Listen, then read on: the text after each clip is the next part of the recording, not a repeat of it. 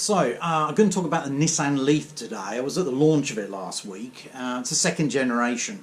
So the first generation, some of you will be familiar with that. It had a 24 kilowatt hour lithium ion battery, right? It gave it something like, I think it's probably about 70 to 80 kilometers of range. You know, really that was fine. I mean, most people only do about, apparently in Australia they do about 38 kilometers a day on average, so you just plug it in every night and that's fine. Anyway, this new version has got a 40 kilowatt, let me just double check that.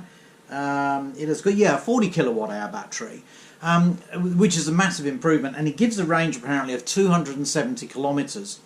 Now, the thing about the launch was, there's several bizarre things about this. It was a static launch, so we didn't get to drive the cars, unfortunately. So for any of you tuning in expecting to have a bit of a drive alongside me in the Nissan Leaf, you may have to wait a while. But I will get round to it, I'm sure, once the cars are available.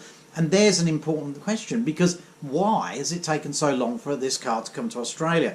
This version of the Leaf has been for sale in European markets and the American market for quite some time.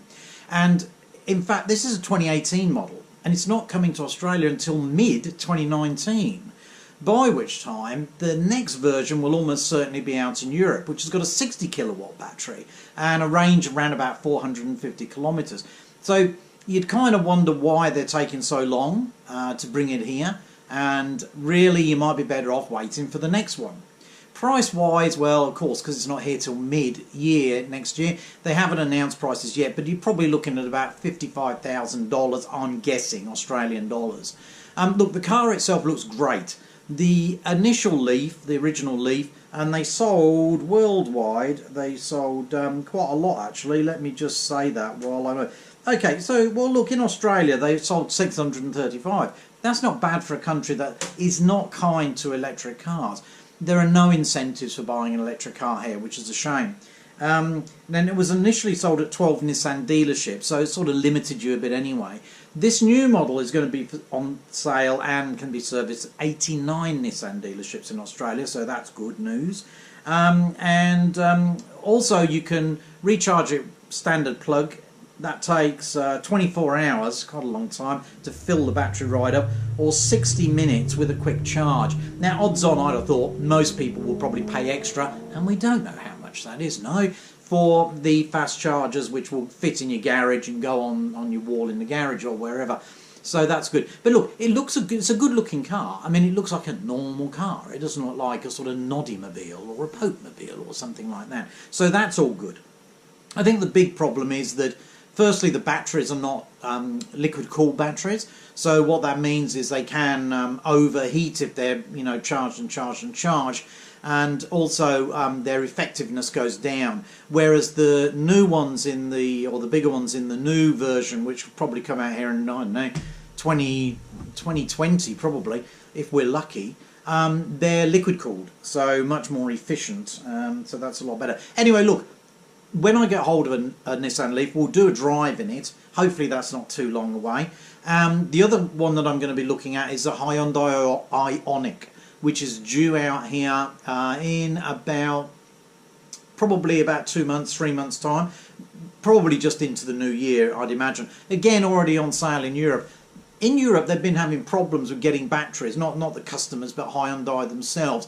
So the cars have been in short supply. I think as more electric cars come out, I think the battery issue is going to be a problem if that's not ramped up. The production of that needs to be ramped up very extensively worldwide. Tesla are building a gigafactory, as they call it, in America, and that's progressing well.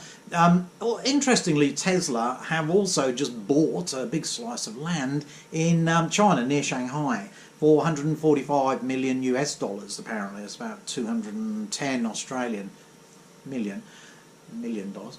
And what they're going to do is build cars there in China. Very interesting. So I reckon Australian buyers of Teslas in the next year or two will probably be getting a Made in China sticker on them rather than getting them from the US, which is an interesting thing. There was talk about setting up a Tesla factory in Australia. Frankly, that would make some sense, but they're not going to do it now. Not if they're having one in Shanghai. I just don't see that one happening. Okay, well, that's about it for today. I'll talk tomorrow about some of the things happening in the electric car world. I'm really interested in the electric car world.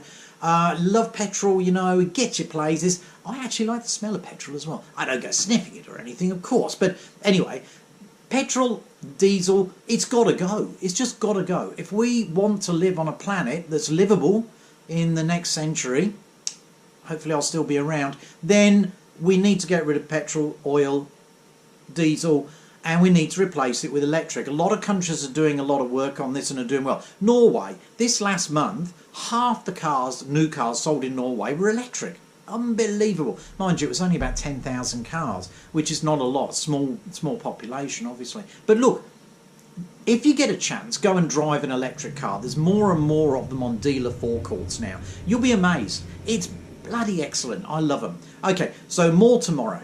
Thank you.